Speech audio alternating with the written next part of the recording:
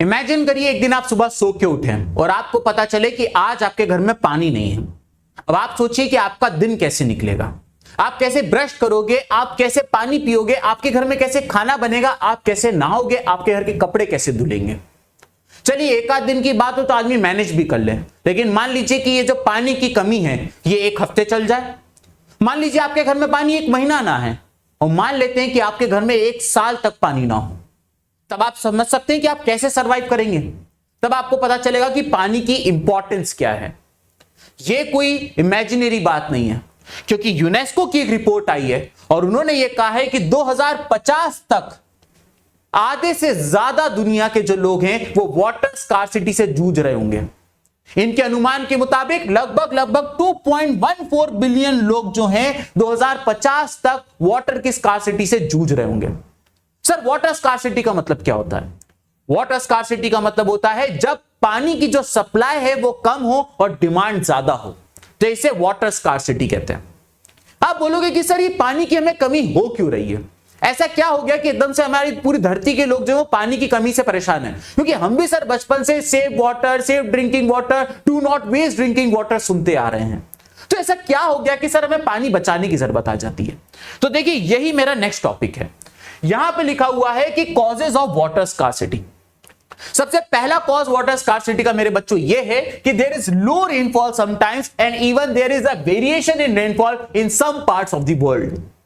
यानी कि कई बार ऐसा होता है कि जितनी बारिश होनी चाहिए उतनी बारिश नहीं होती है, क्योंकि हम लोग पानी के लिए या तो ग्लेशियर जब मेल्ट होते हैं तो उनसे निकलने वाली नदियों पे डिपेंडेंट होते हैं या तो बारिश के पानी पे डिपेंडेंट होते हैं। और जब हम लोग बारिश के पानी पे डिपेंडेंट होते हैं और अगर यही बारिश कम हो जाती है तो वाटर स्कार्सिटी को उत्पन्न होती है। इसके अलावा कई बार आपने देखा होगा दुनिया में ऐसे कई इलाके हैं जहां पे बारिश होती है और कई इलाके जहां पे बारिश नहीं होती है। फॉर एग्जाम्पल आप और मैं बहुत ज्यादा लकी है कि हम एक ऐसी कंट्री में रहते हैं जहां पे अबंडेंस में रेनफॉल होती है। हमारे पास बहुत सारी नदियां हैं जहां से हम ड्रिंकिंग वाटर्स को निकाल सकते हैं।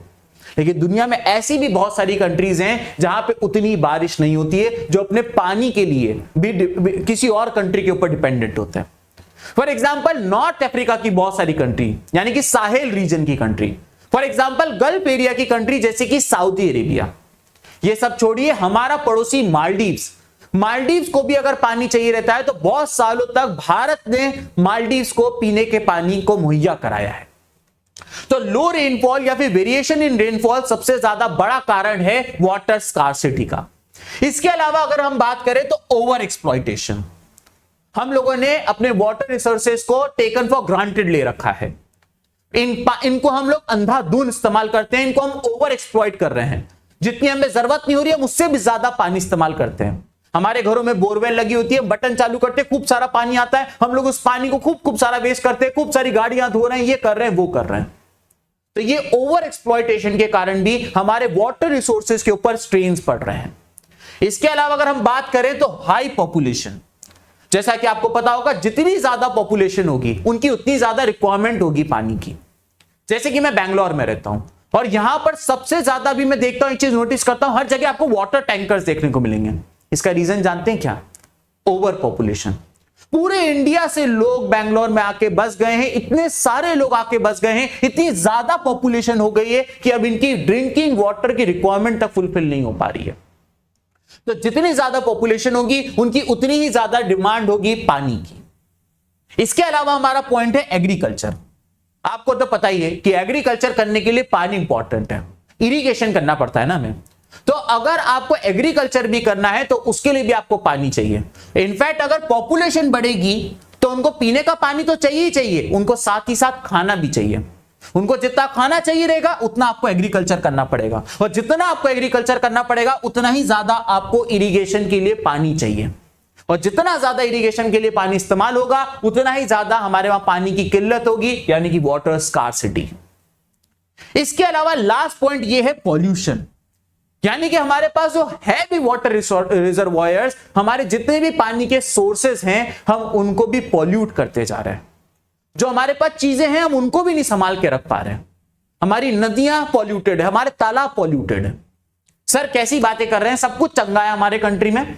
हमारी कंट्री में तो नदियों को पूजा जाता है, इनको होली स्टेटस दिया हुआ है। मैंने आपके इस बबल को तोड़ने के लिए मैं चैट जीपीटी पे गया और मैंने चैट जीपीटी पे जाने के बाद एक क्वेश्चन पूछा उससे कि what is the top 5 most polluted reverse in the world. आप जानते हैं मैं इसका जवाब सुन के बहुत चक्का रह गया।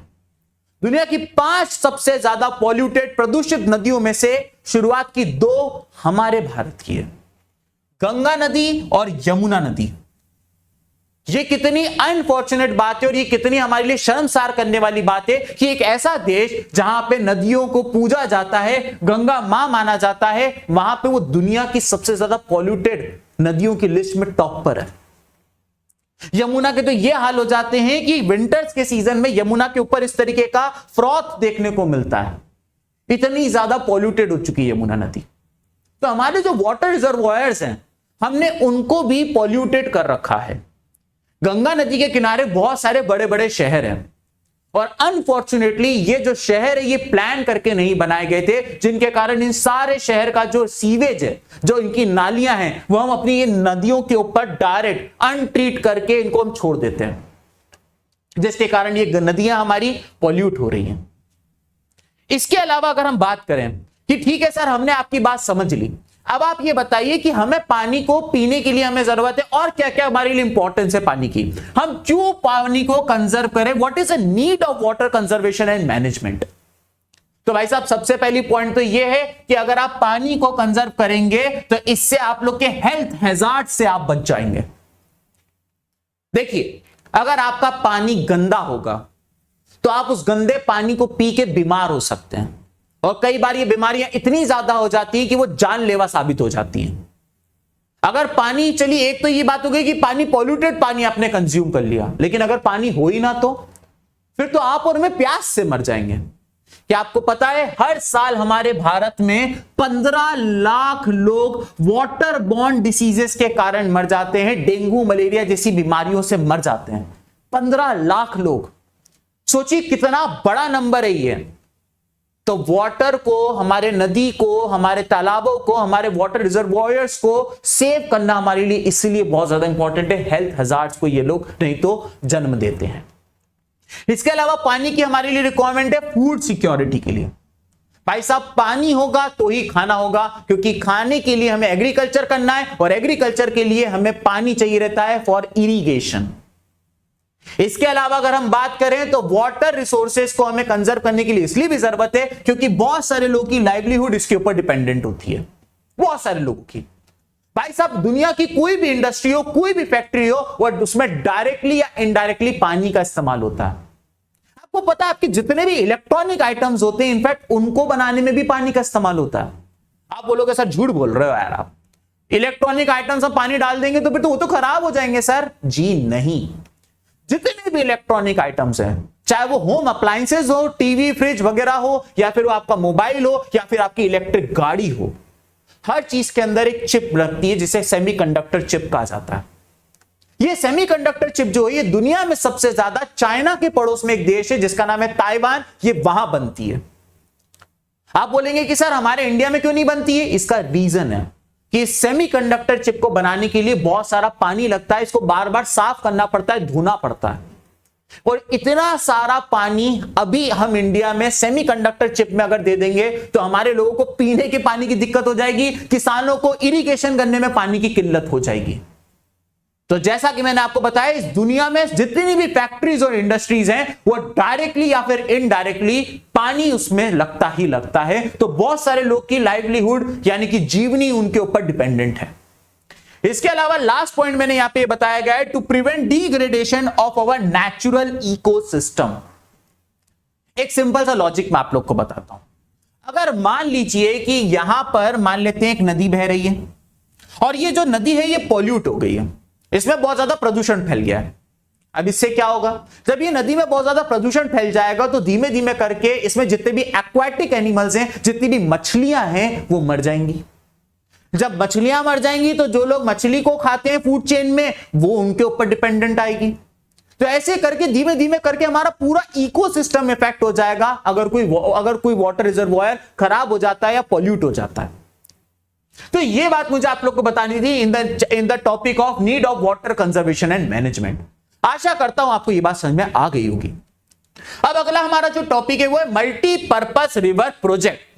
सर मल्टीपर्पस रिवर प्रोजेक्ट का मतलब क्या होता है? अरे नाम में इसका मतलब पता है, रिवर प्रोजेक्ट जिनको आप मल्टीपर्पस के लिए इस्तेमाल कर सकते हो, ऐसे रिवर प्रोजेक्ट जो आप मल्टीपर्पस के लिए इस्तेमाल कर सकते हो। तो आप बोलोगे कि सर ये तो नया कॉन्सेप्ट है, ये तो हम अब इतना डेवलप हो गए कि हम नदियों के ऊपर इस तरीके के प्रोजेक्ट बनाएंगे जिनका हम बहुत सारा हमारा इस्तेमाल हो सकता है। जी नहीं, आप यहां पे भी गलत हैं। एक्चुअली ये मल्टीपर्पस रिवर प्रोजेक्ट यानी कि इस तरीके के हाइड्रोलिक स्ट्रक्चर्स जो वाटर बॉडीज के ऊपर बनाए जाते हैं, जिनसे हम लोग कई सारे काम निकाल सकते हैं, ये आज की देन नहीं, ये कोई इन्वेंशन आज का नहीं है, ये सदियों पुराने से इस्तेमाल हो रहा है। यहां पर मैंने आपके सामने एक 1st सेंचुरी बीसी की फोटो लगा रखी है, 1st सेंचुरी बीसी की फोटो लगा रखी है ना। यानी कि अगर हम बात करें, ये है 0, यहां पे जीसस क्राइस्ट जी का बर्थ हुआ था, है ना, यहां पे जीसस क्राइस्ट जी पैदा हुए थे। इसके बाद का जो टाइम है ये एडी होता है, और इससे पहले का जो टाइम होता है उसे बीसी कहते हैं। अभी अगर हम बात करें तो अभी चल रहा है 2024 एडी, अभी चल रहा है 2024 एडी, यानी कि आज से 2024 साल पहले जाइए तब तो आप पहुंचेंगे 0 पे, और उसके भी आप 1 साल पहले जाइए तब आप आएंगे 1 बीसी के आसपास। तो ये 1 बीसी की बात कर रहा हूं, आज से 2024-25 साल पहले की बात कर रहा हूं। उस टाइम पर ये फोटो मैंने लगाई है जो कि है श्रृंगावेरापुरा, जो कि इलाहाबाद के पास है। उस टाइम पे उन लोगों ने एक इस तरीके की टंकी टाइप की बना ली थी गंगा नदी के पास में, ताकि जब गंगा नदी में फ्लड आए, जब गंगा नदी में बाढ़ आए, तो गंगा नदी में, जैसे गंगा नदी अभी इतने एरिया में बहती है, इन्होंने यहां पर टंकी बना दी। अब जब गंगा नदी में बाढ़ आएगी तो गंगा नदी का जो रिवर बेड है वो बढ़ जाएगा। गंगा नदी पहले इतने एरिया में बह रही थी, अब वो इतने बड़े एरिया में बहेगी, तो ऑटोमेटिकली जब गंगा नदी इसके ऊपर से बहेगी तो ये जो पूरी टंकी है भर जाएगी। और जब फ्लड चली जाएगी, जब समर सीजन आएगा, जब पानी की किल्लत होगी, तो इसी पानी का इस्तेमाल करके वो लोग यूज करते थे। तो आपने देखा किस तरीके से रिवर प्रोजेक्ट, ये एक तरीके का रिवर प्रोजेक्ट ही तो है, लेकिन कितने साल पुराना। इसके अलावा अगर आप बात करें तो चंद्रगुप्त मौर्य जो थे, हमारे एक राजा थे, उन्होंने भी ऐसे बहुत सारे डैम्स बनाए, लेक्स बनाए, इरिगेशन सिस्टम बनाए थे। तो यह भी इस बात का सबूत है कि मल्टीपर्पस रिवर प्रोजेक्ट कोई मॉडर्न वर्ल्ड का इन्वेंशन नहीं है, कई सदियों से इस्तेमाल होता आ रहा है। एक और एग्जांपल तो मेरे दिल के करीब, आइए वो भी कर लेते हैं। मैं जिस शहर से बिलोंग करता हूं वो है भोपाल, और हमारे भोपाल का पहले नाम हुआ करता था भोजपाल। क्योंकि जो ये भोजपाल है, ये इसलिए इसका नाम था क्योंकि इसको बनाया था एक राजा ने जिनका नाम था राजा भोज। राजा भोज जो थे वो तोमर डायनेस्टी के थे, तोमर डायनेस्टी के थे। और राजा भोज ने ये सोचा कि मैं एक ऐसा शहर बनाऊंगा जहां पे सब लोग आके रहेंगे। लेकिन राजा भोज को यह बात पता थी कि जब मैं शहर बनाऊंगा और आज नहीं तो कल जब यहां पे बहुत सारे लोग आके रहेंगे तो उनके पीने के पानी की भी मुझे व्यवस्था करनी पड़ेगी। इसलिए राजा भोज ने एक शहर बनाया जिसका नाम था भोजपाल। लेकिन शहर बनाते से ही राजा भोज ने उस टाइम का दुनिया का सबसे बड़ा आर्टिफिशियल लेक बनाया, सिर्फ इसलिए कि जब फ्यूचर में इस सिटी में लोग रहेंगे तो उनकी ड्रिंकिंग वाटर की रिक्वायरमेंट फुलफिल हो सके। ये उस टाइम का ही नहीं, आज भी दुनिया के सबसे बड़े आर्टिफिशियल लेक में से एक है। इसे हम लोग बड़ा तालाब कहते हैं भोपाल में, इंग्लिश में अपर लेक या फिर भोपाल लेक भी कहा जाता है। यहां पर आप एक आइकॉनिक फोटो देख सकते हैं जिसमें राजा भोज का ये है महल, जो कि आज की तारीख में अपर लेक के अंदर डूबा हुआ है। उसके ऊपर शान से राजा भोज की एक मूर्ति विराजमान है। हम लोग जब भोपाल में रहते थे तो एक बात वहां पे चलती थी कि भाई इस तालाब के अंदर पता है जैसे राजा भोज का महल डूबा हुआ है ना, वैसे राजा भोज का खजाना भी डूबा हुआ है। और जापान से लोग बुलवा रहे हैं, लेकिन वो लोग कह रहे हैं कि हम ये खजाना लेकर जाएंगे, इसीलिए हमारी कंट्री की गवर्नमेंट ने मना कर दिया। अब इस बात में कितनी सच्चाई है या फिर हमारी भोपाली भाषा में कहें कि ये बतौलेबाजी है, ये तो मुझे नहीं पता। लेकिन राजा भोज ने उस टाइम पर दुनिया का सबसे बड़ा आर्टिफिशियल लेक बनाया, यानी कि बड़ा तालाब, यानी अपर लेक, यानी कि भोपाल लेक, तीनों एक ही नाम है। तो भोजपाल जो था, धीमे से समय के साथ साथ भोजपाल में से बीच में से जे हट गया और ये भोजपाल बन गया हमारा भोपाल, जो आज की तारीख में मध्य प्रदेश की कैपिटल है। अब बच्चों यहां पर एक लास्ट चीज मैं आपको बताना चाहता हूं। अगर आप दिल्ली जाएं तो दिल्ली में आपको एक जगह है हौस खास, जहां पे 14th सेंचुरी में इल्तुतमिश ने सीरी फोर्ट के पास भी एक तालाब बनवाया था। अब यार मेरी एक समस्या है, जब मैं हिस्ट्री पढ़ाने या फिर मैं सोशल स्टडीज पढ़ाने आता हूं ना, तो मैं अक्सर लेवल थोड़ा सा ऊपर ही कर देता हूं। इल्तुतमिश का नाम आया तो मुझे एक चीज आपको बताना ऐसा लगता है मेरा कर्तव्य बनता है। क्या आपको पता है दिल्ली के अंदर एक मॉन्यूमेंट है जिसका नाम है कुतुब मीनार। अगर आपसे कोई पूछे कुतुब मीनार की क्या खासियत है, तो कुतुब मीनार आयरन का बना हुआ है और इतने साल से ओपन एनवायरनमेंट में रहने के बावजूद इसमें रस्टिंग नहीं लगती है। अब आप बोलेंगे कि सर ऐसे कैसे, लोहे में जंग क्यों नहीं लग रही है? क्योंकि उस टाइम के लोगों की मेटलर्जी इतनी ज्यादा तेज थी कि उन्होंने प्योर आयरन का वो नहीं बनाया, एलॉय मिला के उन्होंने वो स्ट्रक्चर बनाया है। अब अगर आपसे कोई एक क्वेश्चन पूछ ले कि सर ये बताइए कि कुतुब मीनार किसने बनाया था, तो आप बोलोगे कुतुब मीनार कुतुबुद्दीन ऐबक ने बनाया था। लेकिन ये बात सच नहीं है। कुतुबुद्दीन ऐबक ने कुतुब मीनार की नीचे की सिर्फ 2 फ्लोर बनाई थी। पहले कुतुब मीनार में सिर्फ 2 फ्लोर हुआ करती थी जब कुतुबुद्दीन ऐबक ने बनाई थी। लेकिन एक बार क्या हुआ, बिजली कड़की और वो बिजली उस कुतुब मीनार पे गिर गई, इससे वो कुतुब मीनार डिस्ट्रॉय हो गया जो कुतुबुद्दीन ऐबक ने बनाया था, जिसकी सिर्फ 2 ही फ्लोर थी। फिर आए पिक्चर में इल्तुतमिश। इल्तुतमिश ने ना केवल इस कुतुब मीनार को रीस्टोर किया, साथ ही साथ इस कुतुब मीनार के ऊपर 2 फ्लोर और बना दी। तो कुतुब मीनार को शुरू करा था कुतुबुद्दीन ऐबक ने, लेकिन उसको रीस्टोर करके उसके ऊपर 2 फ्लोर और बनाई थी इल्तुतमिश ने। तो यहां पर यह बात भी मुझे आप लोगों को बतानी थी। आशा करता हूं यह बात आपको समझ में आ गई होगी। अब आप बोलेंगे कि सर ये तो बहुत ही ज्यादा बेसिक रिवर प्रोजेक्ट है, किसी ने तालाब बना दिया, किसी ने कुआं बना दिया। अब तो मॉडर्न वर्ल्ड आ गया है सर, अब हम लोग किस तरीके के रिवर प्रोजेक्ट्स का इस्तेमाल करते हैं? तो मेरे प्यारे बच्चों, अब हम लोग इस्तेमाल करते हैं डैम्स का। जैसे ही मैंने डैम्स कहा, आपकी तो आंखें ही चमक गई। आपने कहा सर डैम, हाँ डैम तो सर वो होते हैं जहां पे जब बारिश के मौसम में हम लोग उसका गेट खुलता है तो पिकनिक बनाने जाते हैं, वो गेट से पानी निकलता हुआ देखते हैं और वहां पे हम लोग भुट्टा खाते हैं। आय हाय हाय सर क्या मजा, आपने यादें ताजा करा दी। भाई साहब डैम आपके मनोरंजन के लिए नहीं है। बेसिकली डैम का मेन काम होता है भाई साहब इलेक्ट्रिसिटी बनाना। अब तुम बोलोगे इलेक्ट्रिसिटी बनाना, डैम से कैसे इलेक्ट्रिसिटी बनती है? आइए वो बता देता हूं। भाई साहब डैम में क्या होता है, ये है आपका एक वाटर रिजर्वॉयर और यहां पे लगे होते हैं गेट। जब ये वाटर रिजर्वॉयर ज्यादा भर जाता है तो इन गेट को खोल के पानी निकाला जाता है ताकि इस डैम के ऊपर ज्यादा प्रेशर ना लगे। Is that clear? अब होता क्या है यहां पे कि यहां पर साइड में एक छोटी सी टनल जैसी होती है और इसमें एक अंदर टरबाइन लगी रहती है। तो ये वाटर रिजर्वॉयर के जब सारे डैम के गेट बंद भी रहते हैं ना, तब भी यहां का थोड़ा थोड़ा पानी इस टनल से होता हुआ यहां पर निकलता है। जब पानी यहां से निकलता है तो टरबाइन घूमती है और जब टरबाइन घूमती है तो फिजिक्स के हिसाब से ये लोग इलेक्ट्रिसिटी बना लेते हैं। तो मेरे प्यारे बच्चों डैम से इलेक्ट्रिसिटी बनती है। इसके अलावा डैम एक तरीका है पानी के फ्लो को रोकने का। आपने पानी का फ्लो रोक लिया, अब आप इस पानी को यहां सप्लाई कर सकते हो। वहां के लोग उसको ड्रिंकिंग के लिए इस्तेमाल करें, इरिगेशन के लिए इस्तेमाल करें, चाहे किसी चीज के लिए इस्तेमाल करें। तो ये हो गए हमारी डैम की बात। डैम इतने ज्यादा इंपॉर्टेंट होते हैं कि मैं आपको बताऊं, हमारे देश के जो पहले प्रधानमंत्री थे जिनका नाम था पंडित जवाहरलाल नेहरू जी, उन्होंने डैम को the temple of modern India कहा था। बोर्ड एग्जाम वालों का ये बहुत ही इंपॉर्टेंट क्वेश्चन है 1 नंबर का, कि किसने डैम को the temple of modern India कहा था? और इसका सही जवाब है हमारे देश के पहले प्रधानमंत्री श्री पंडित जवाहरलाल नेहरू जी ने। तो सर ये तो हो गई हमारी डैम की बात।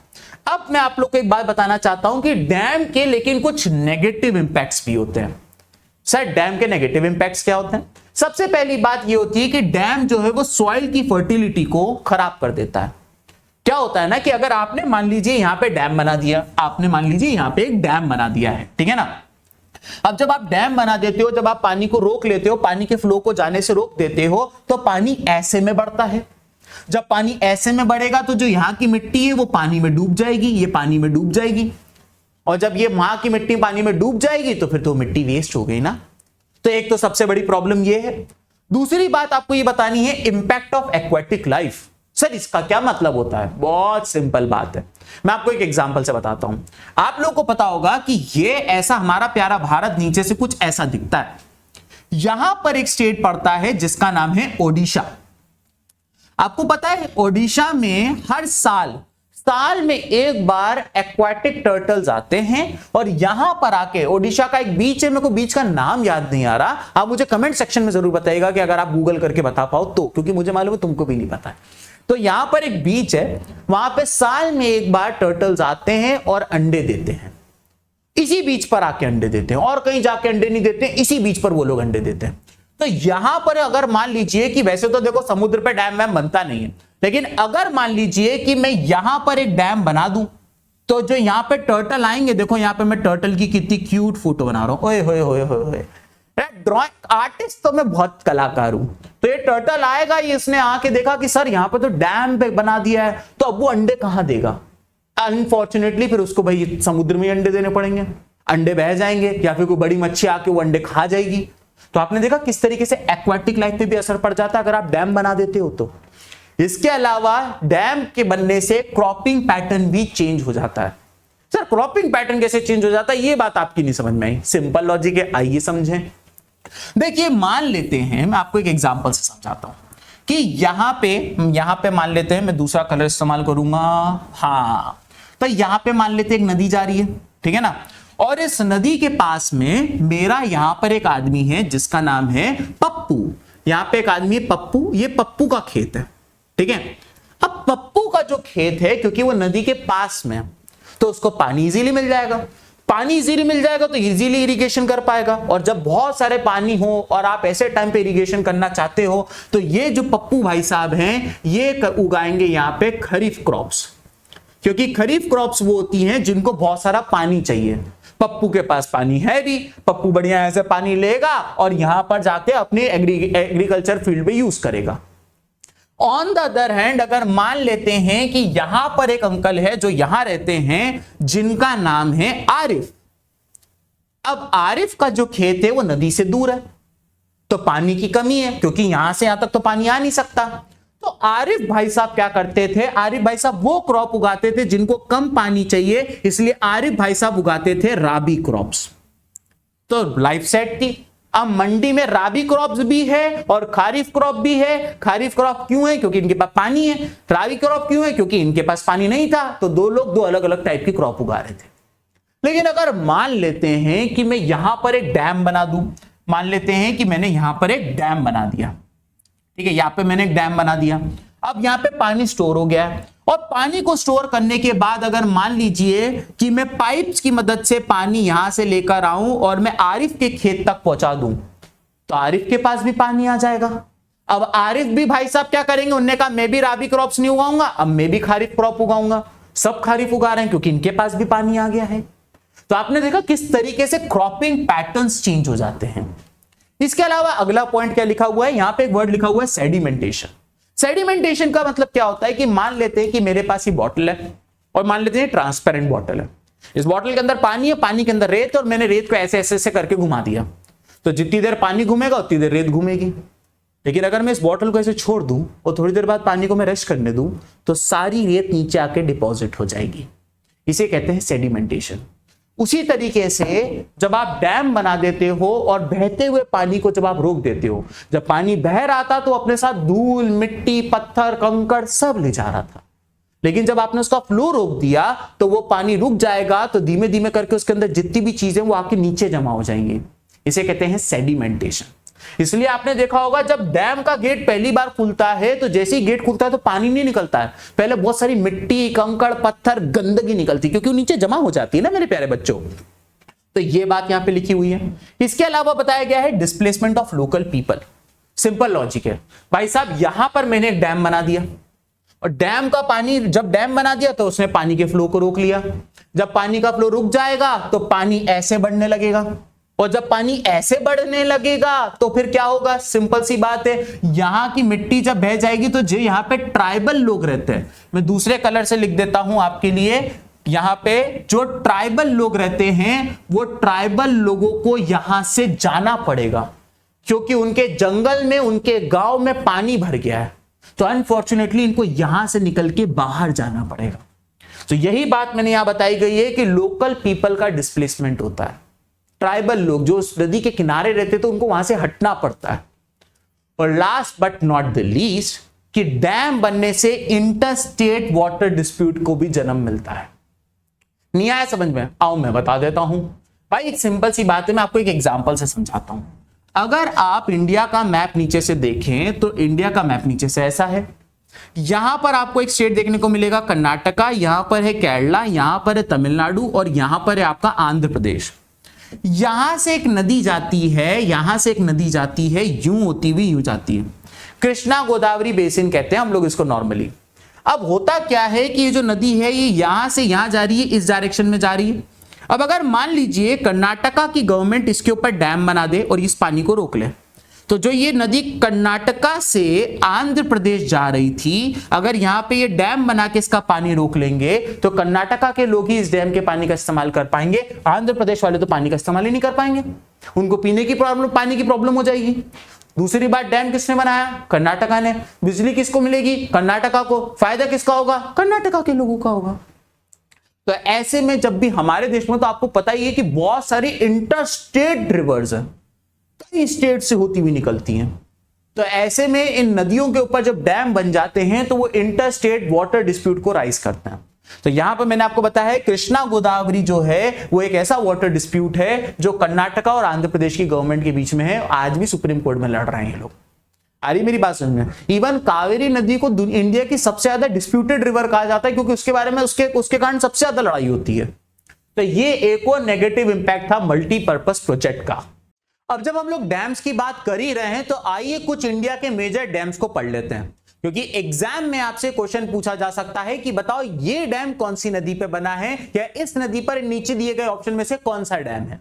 तो मैंने आपके लिए काम आसान कर दिया है और इंडिया के मेजर डैम्स को लिख रखा है। फॉर एग्जाम्पल, चेनाब नदी के ऊपर सलाल प्रोजेक्ट बना हुआ है जो कि जम्मू कश्मीर के अंदर है। सतलज नदी के ऊपर भाखड़ा नांगल डैम है जो कि इंडिया का हाईएस्ट डैम भी है। तो आपसे सीबीएसई ऐसा भी क्वेश्चन पूछ सकती है which is the highest dam of India. तो याद रखिएगा वो है भाखड़ा नांगल डैम जो कि सतलज नदी के ऊपर बना है। इसके अलावा भागीरथी नदी के ऊपर बना है टेहरी डैम जो कि सबसे ज्यादा इसका एम्बैंकमेंट है। इसके अलावा बात करें तो चंबल नदी के ऊपर है राणा प्रताप सागर डैम। इसके अलावा नर्मदा नदी के ऊपर सरदार सरोवर डैम, और ये आपको याद करने की जरूरत नहीं, ये एग्जाम में नहीं पूछता है। इस वाली कृष्णा नदी के ऊपर एक नागार्जुन सागर डैम है, ये पता होना चाहिए। ये तो आपको पता ही रहेगा कि तुंगाभद्रा के ऊपर तुंगाभद्रा डैम है, तो ये तो तुम्हारे लिए इजी ही हो जाता है। उसके अलावा आपको याद रखना है कि महानदी के ऊपर हीराकुंड डैम है, महानदी के ऊपर हीराकुंड डैम है, इस चीज को याद रखिएगा। और लास्ट में आपको ये बात रखनी है कि दामोदर नदी के ऊपर दामोदर वैली प्रोजेक्ट है। तो यहां पर कुछ नदियों के नाम हैं और यहां पर उनके ऊपर जो मल्टीपर्पज रिवर प्रोजेक्ट यानी कि जो डैम्स बनाए गए हैं उनके नाम है।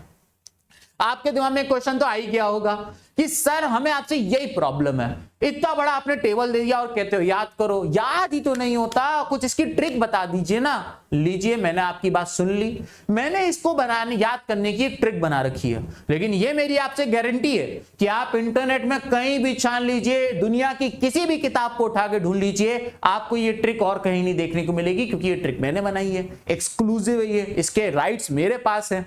तो आइए मैं आपके साथ ये ट्रिक शेयर करता हूं। सबसे पहले ये ट्रिक का स्टेटमेंट कुछ इस तरीके का है कि चाचा सेल लगी है इसीलिए सैटरडे को भांगड़ा करेंगे। आहा, फिर से सुनिएगा, चाचा सेल लगी है इसलिए सैटरडे को भांगड़ा करेंगे, फिर भागेंगे टेहरी पर, चंबल वाले राणा प्रताप गए नासा। तो देखिए, इसको आपको दो स्टेटमेंट में याद करना है।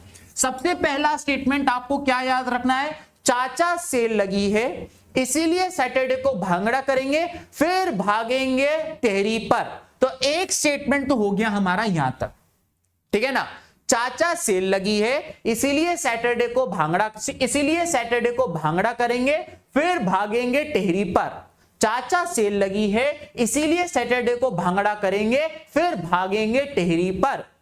तो इससे क्या होता है, देखिए, चाचा से बनाया CHA, चाचा से बनाया है चेनाब नदी, और चेनाब नदी के ऊपर बना है, सेल से बनाना है आपको सलाल, सलाल। तो यानी कि चेनाब नदी के ऊपर सलाल प्रोजेक्ट है। इसके अलावा सैटरडे के सेट से आपको निकालना है सतलज नदी, और सतलज नदी के ऊपर बना है भाखड़ा नांगल डैम, ठीक है ना। इसके बाद भागेंगे से मैंने बनाना है भागीरथी रिवर, भागीरथी रिवर, और भागीरथी रिवर के ऊपर बना है टिहरी डैम, टिहरी डैम। तो आपने देखा कितनी आसानी से 1 2 3 पेयर तो आपने ये याद कर लिए। इसके बाद दूसरी ट्रिक ये है कि चंबल वाले राणा प्रताप गए नासा। चंबल वाले राणा प्रताप गए नासा। इसको कैसे? चंबल नदी के ऊपर बना है राणा प्रताप सागर डैम। चंबल नदी के ऊपर बना है राणा प्रताप सागर डैम और नर्मदा नदी के ऊपर बना है सरदार सरोवर डैम। नर्मदा नदी के ऊपर बना है सरदार सरोवर डैम। तो देखिए मेरी इस ट्रिक से चाचा सेल लगी है, इसलिए सैटरडे को भांगड़ा करेंगे, फिर भागेंगे टेहरी पर और चंबल वाले राणा प्रताप गए नासा। इस ट्रिक से आपने पता है आपने यहां तक का याद कर लिया। मैं आपको बताता हूं, ये देखिए ये वाला हो गया चाचा सेल लगी है, इसीलिए सैटरडे को भांगड़ा करेंगे, फिर भागेंगे टेहरी पर, चंबल वाले राणा प्रताप गए नासा। आधा टेबल आपने याद कर लिया है। उसके बाद क्या है? उसके बाद यह है कि कृष्णा नदी के ऊपर नागार्जुन सागर है। कृष्ण भगवान नागार्जुन, आप ऐसा कुछ कर सकते हो। इसके अलावा आपको पेरियार नदी पे तो पेरियार डैम ही है, तुंगाभद्रा पे तुंगाभद्रा डैम है, और बस आपको एक याद रखना है कि महानदी नदी के ऊपर हीराकुंड डैम है। एक याद करना, बाकी तो पूरा टेबल ही याद करा दिया। हूं ना कि मैं स्मार्ट, देखा मैंने तुम्हारा कर दिया ना आसान काम। तो ये आपको डैम की लिस्ट याद रखनी है। इसी लेक्चर के एंड में इंडिया में ये डैम कहां कहां पाए जाते हैं, इंडिया के पॉलिटिकल मैप पे मैं सिखाऊंगा भी आपको, सीबीएसई में पूछा जाता है।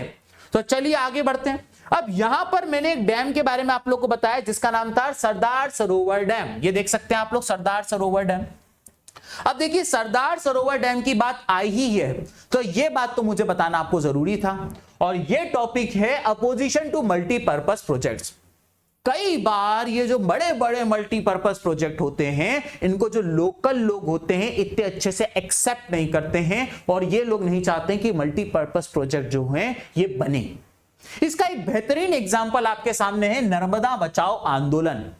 नर्मदा बचाओ आंदोलन जो था, जो एक एनजीओ के लोगों ने करवाया था, जिसमें उन्होंने वहां के ट्राइबल लोगों को, फार्मर्स को, एनवायरमेंटलिस्ट को और ह्यूमन राइट एक्टिविस्ट को इकट्ठा करके नर्मदा बचाओ आंदोलन करवाया था। बेसिकली बात क्या है ये समझिए। बात यह है कि नर्मदा नदी जो है, जो मध्य प्रदेश से होती हुई गुजरात, महाराष्ट्र वगैरह वगैरह निकलती है, ठीक है। अब ये जो नर्मदा नदी है, जब ये गुजरात में जाती है, तो गुजरात में इसके ऊपर एक डैम बन रहा था जिसका नाम था सरदार सरोवर डैम। जब ये डैम बन जाता तो नदी का फ्लो रुक जाता। नदी का फ्लो जब रुक जाता तो नदी का पानी ऐसे फैलता, जिसके कारण आसपास के जंगल में जो ट्राइबल पॉपुलेशन थी उनको वहां से अलग होना पड़ रहा था, रिलोकेट होना पड़ रहा था। तो नर्मदा बचाओ आंदोलन में वही ट्राइबल लोग थे जिनको अपने घरों को, अपने जंगलों को, अपने गांव को छोड़ के जाना पड़ रहा था इस डैम के कारण, सरदार सरोवर डैम के कारण, जो नर्मदा नदी में बन रहा था। नर्मदा नदी जब गुजरात में एंटर मारती तब बन रहा था। तो ये बहुत ही आइकॉनिक एक इंडिया में रिवॉल्यूशन हुआ एक तरीके का, आप कह सकते हो, नर्मदा बचाओ आंदोलन। एग्जाम में इसके ऊपर शॉर्ट नोटिस आ सकता है आपके ऊपर, शॉर्ट नोट। अब देखिए अगर हम इसके बारे में बात कर रहे हैं तो देखिए इसको मैं शॉर्ट में भी आपको समझा दूं। सरदार सरोवर डैम नर्मदा नदी के ऊपर बना हुआ है, और कहां बना हुआ है? गुजरात में। इससे जो निकलने वाली बिजली है वो मध्य प्रदेश, गुजरात, महाराष्ट्र और राजस्थान के स्टेट्स को मिलती है। Is that clear? इस बात को आपको ध्यान रखना है। नर्मदा नदी जो है, जिसके ऊपर सरदार सरोवर डैम बना है, उसे मध्य प्रदेश की लाइफलाइन भी कहते हैं। मुझे पता है मेरे लेक्चर ऐसे बहुत सारे यूपीएससी के बच्चे भी देखते हैं, जब क्योंकि आपको पता है यूपीएससी इसी एग्जाम को क्रैक करने के लिए भी 9, 10, 11, 12 की एनसीईआरटी पढ़नी पड़ती है। तो मुझे पता है कि तुम भी यहां बैठे हुए हो, तुम भी मेरा वीडियो देख रहे हो। तो इस तरीके के क्वेश्चन आपके कॉम्पिटिटिव एग्जाम में, यूपीएससी, स्टेट पीएससी से एग्जाम में कुछ पूछ ले जाते हैं कि which river is known as lifeline of Madhya Pradesh, और इसका सही आंसर है Narmada river. Is that clear? तो चलिए यहां पे मैंने आप लोग को सरदार सरोवर डैम के बारे में बता दिया। अब हमारा इस चैप्टर का लास्ट टॉपिक बच जाता है rain water harvesting. What is rain water harvesting? जब बारिश होती है तो जो बारिश का पानी है वो दुनिया के सबसे प्योरेस्ट फॉर्म ऑफ वाटर में से एक है। इसको आप पीने के लिए भी इस्तेमाल कर सकते हो, एग्रीकल्चर के लिए भी इस्तेमाल कर सकते हो, या फिर डोमेस्टिक यूज के लिए भी इस्तेमाल कर सकते हो। तो जब बच्चों बारिश होती है और आप बारिश के पानी को छत पे, जो आपकी छत है, छत की जो नाली, आप उसको पैक कर देते हो और छत पे सारा पानी स्टोर कर लेते हो, और फिर एक पाइप की मदद से उस पानी को आप नीचे अंडरग्राउंड टैंकर्स में आप जमा कर लेते हो, तो इसे कहा जाता है रेन वाटर हार्वेस्टिंग। ये जो रेन वाटर हार्वेस्टिंग है ये हमारे इंडिया में अलग अलग कोने में अलग अलग नाम से प्रैक्टिस करी जाती है। यहां पे मैंने आपके सामने एक टेबल बना रखा है, ये इंपॉर्टेंट टेबल है, इसको याद रखना आपका काम है। सबसे पहले गुल्स और कुल्स, ये एक ही नाम है, कुछ कुछ लोग गुल्स कहते हैं, कुछ कुछ लोग कुल्स कहते हैं। ये आपको देखने को मिलेगा वेस्टर्न हिमालयाज में। और यहां पर आप देख सकते हो रेन वाटर हार्वेस्टिंग के लिए इन लोगों ने क्या कर रखा है कि जो नदियां हैं उनमें बहुत सारे डाइवर्जेंट चैनल्स बना रखे हैं, यानी कि अगर ऐसे नदी जा रही है तो धीमे धीमे छोटे छोटे चैनल्स कैनल्स खोल खोल के इस नदी के पानी को ये लोग डाइवर्ट करके इस तरफ ले आते हैं। तो ये हो गया गुल या फिर कुल। इसके अलावा जो दूसरा पार्ट मुझे बताना है आपको, खादिन और जोहाद। इसमें से जो खादिन है बच्चों वो जैसलमेर में देखा जाता है, और जो जोहाद है बच्चों वो राजस्थान के बाकी पार्ट्स में देखा जाता है। ये क्या है बेसिकली, यहां पर क्या होता है कि जो आपको पता है राजस्थान में है ना बारिश कम होती है, इसके कारण जो वहां की मिट्टी है धीमे धीमे करके बहुत ज्यादा एरिड होती जा रही है, बंजर होती जा रही है। तो वहां के लोग क्या करते हैं कि जो उनका खेत है उसमें वो लोग कुछ उगाते नहीं है और बारिश के पानी को उसको स्टोर करने के लिए इस्तेमाल करते हैं। अभी क्या होता है, मेरा एक खेत है उसपे है ना वो मिट्टी एकदम सूखी हुई है, बड़े बड़े क्रैक्स आए हुए हैं, तो जब बारिश होगी तो सबसे पहले तो क्या होगा, पानी उन क्रैक्स से रिस के नीचे जाएगा। इससे क्या होगा, अंडरग्राउंड वाटर का लेवल बढ़ेगा। धीमे धीमे करके फिर क्या होगा कि पानी नीचे जाना बंद हो जाएगा और ऊपर ही वो खेत के ऊपर भर जाएगा।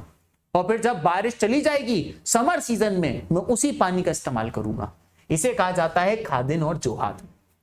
इसके अलावा आपको इनंडेशन चैनल्स देखने को मिलेंगे बहुत सारे बंगाल में, ठीक है। इसके अलावा बैम्बू ड्रिप इरिगेशन सिस्टम के बारे में आप लोग को समझना पड़ेगा। Bamboo drip irrigation system India के नॉर्थ ईस्ट में करा जाता है, और नॉर्थ ईस्ट में भी सबसे इंपॉर्टेंट स्टेट जो यहां पे किया जाता है वो है मेघालय। इसमें क्या होता है आपको पता होगा, बैम्बू लंबे लंबे होते हैं और अंदर से हॉलो होते हैं। तो ये लोग क्या करते हैं कि जो इनके खेत होते हैं, मान लीजिए ये खेत है, तो ये लोग बैम्बू की मदद से मान लेते हैं कि ऊपर पहाड़ों पर कोई पानी की कोई वो जा रही है, कैनल जा रही है, कहीं वाटर स्ट्रीम जा रही है, तो बैम्बू की मदद से वो पानी को लेकर आते हैं और अपने खेत में लेकर आते हैं और बूंद बूंद बूंद बूंद करके ये खेत में जाता है। क्योंकि बूंद बूंद जाता है इसलिए इसको ड्रिप इरिगेशन कहते हैं, और क्योंकि बैम्बू का इस्तेमाल होता है इसलिए बैम्बू ड्रिप इरिगेशन सिस्टम कहते हैं। इंडिया के कौन से पार्ट में प्रैक्टिस किया जाता है, मेघालय, ये आपके एग्जाम में पूछा जाता है।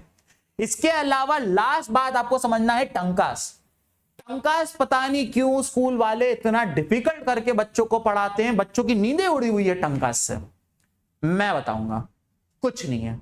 हमारे नॉर्थ इंडिया में हम पानी की टंकी कहते हैं, टंकी, वो टंकी ही टंका है। आपके घरों में नीचे एक टंकी होती है, जो गवर्नमेंट का पानी की सप्लाई होती है, वो पानी नीचे उस टंकी में स्टोर होता है, फिर आप मोटर लगा के उस पानी को ऊपर वाली टंकी में डालते हो, फिर ऊपर वाली टंकी से वो पानी हमारे नलों में आता है। सिंपल सी बात है यार, अगर मैं 3rd फ्लोर पे रहता हूं, नीचे टंकी है, तो मुझे बताइए ग्रेविटी नाम की भी तो कोई चीज होती है, मैं ऊपर नल खोलूंगा तो पानी ऊपर कैसे आएगा। तो इसलिए एक टंकी नीचे होती है और एक टंकी छत पे होती है। पहले नीचे वाली टंकी में हम लोग पानी स्टोर कर लेते हैं और फिर मोटर ऑन करके पानी हम ऊपर वाली टंकी में डाल देते हैं, ताकि क्या होगा कि अब मैं जब नल खोलूंगा तो ग्रेविटी के कारण ऑटोमेटिकली ये पानी मेरे नलों में, मेरे टैप्स में आने लगेगा। तो ऐसे जो हम टंकी बनाते हैं हमारे घरों में, कई बार आंगन में होती है, कई बार पार्किंग में होती है, ये टंकी राजस्थान में होती है। और ये जो टंकियां होती हैं ये लोग क्या करते हैं कि इन टंकियों में पानी स्टोर कर लेते हैं। कई बार ये घरों जितनी बड़ी बड़ी अंडरग्राउंड टंकियां होती हैं और इसमें पानी स्टोर होता है। सीबीएसई यहां से एक क्वेश्चन और ये पूछ लेती है कि बताइए साउथ इंडिया में टंकास प्रैक्टिस क्यों नहीं होता है। इसका सिंपल सा रीजन ये है कि साउथ इंडिया में पेरेनियल रिवर्स होती हैं, यानी वो रिवर्स होती है जिनमें पूरे साल पानी रहता है। राजस्थान में सीजनल रिवर्स होती हैं, जिसमें रेनी सीजन में तो पानी है, समर्स में पानी नहीं होता है। तो जब रेनी सीजन में उसमें पानी होता है तो ये लोग क्या करते हैं, टंकियों में स्टोर कर लेते हैं ताकि समर में उसका इस्तेमाल करें।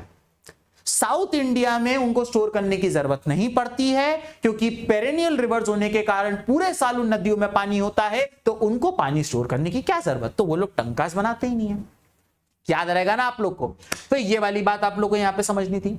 अब देखिए मैं आप लोग को एक बात और बता दूं कि रेन वाटर हार्वेस्टिंग जो है वो आपके नॉर्थ ईस्ट में और कर्नाटका में बहुत, कर्नाटका और तमिलनाडु जैसे स्टेट्स में बहुत ही ज्यादा एक्सटेंसिवली होती है।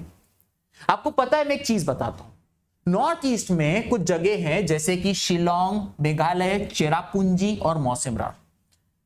ये वो जगह है जहां बहुत बारिश होती है। Even Mawsynram is the wettest place on this earth. पूरी दुनिया में सबसे ज्यादा बारिश हमारे भारत के स्टेट मेघालय में एक जगह है जिसका नाम है मौसिनराम, वहां होती है। पहले यह टाइटल चेरापूंजी के पास था, दोनों आसपास ही हैं, लेकिन अब यह टाइटल मौसिनराम के पास आ गया। दुनिया में सबसे ज्यादा बारिश होती है।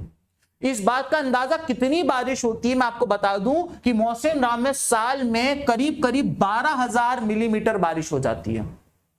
और मैं जहां भोपाल में रहता हूं वहां पे 1300 मिलीमीटर, यहां पे mm लिखना था, 1300 मिलीमीटर बारिश होती है। इमेजिन कर सकते हो 1300 और 12,000 कितना डिफरेंस है। साल का कोई ऐसा दिन नहीं होता है, दिन का कोई ऐसा समय नहीं होता जब वहां बारिश ना होती हो। यहां पर मैंने आपके सामने एक मौसिनराम की फोटो भी लगा रखी है। इतनी बारिश होती है। लेकिन क्या आपको पता है इतनी बारिश होने के बावजूद, मेघालय में इतनी बारिश होने के बावजूद, मेघालय की जो कैपिटल है शिलोंग, वहां पे पानी की कमी, किल्लत है। इसका रीजन है कि यहां पर पहाड़ है और जो भी बारिश होती है वो पानी पूरा है ना बह के निकल जाता है, नीचे चला जाता है। इसीलिए वहां के जो लोग होते हैं वो रेन वाटर हार्वेस्टिंग करते हैं। यहां पर मैं आपके सामने एक डेटा शेयर करना चाहता हूं कि मेघालय के नॉर्थ ईस्ट के लगभग 15 से 25% लोग जो होते हैं वो लोग रेन वाटर हार्वेस्टिंग को प्रैक्टिस करते हैं। पानी की किल्लत है क्योंकि वहां पे, तो खुद ही अपने लेवल पे ही पानी को स्टोर करते हैं।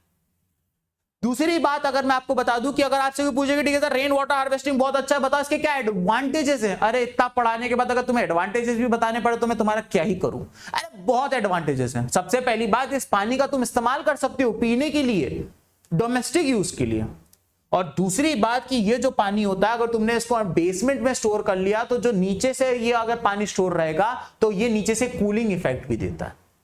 इनफैक्ट रेन वाटर हार्वेस्टिंग इतनी ज्यादा इंपॉर्टेंट है कि तमिलनाडु इंडिया का पहला स्टेट बना था जिसने रेन वाटर हार्वेस्टिंग मैंडेटरी कर दी, कंपलसरी कर दी।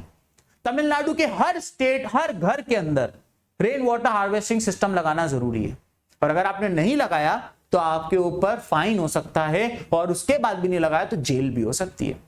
तो तमिलनाडु इंडिया का पहला स्टेट है जिसने रेन वाटर हार्वेस्टिंग को मैंडेटरी किया। बहुत अच्छी बात है, बाकी लोग को भी करना चाहिए।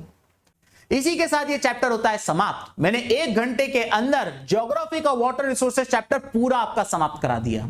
अगर आपको हमारा इनिशिएटिव पसंद आया तो kindly consider subscribing this channel. इस चैनल को लाइक करो, शेयर करो और हमारे आने वाले वीडियोस आपसे मिस ना हो जाएं, इसलिए बेल आइकन को प्रेस करना ना भूलिए।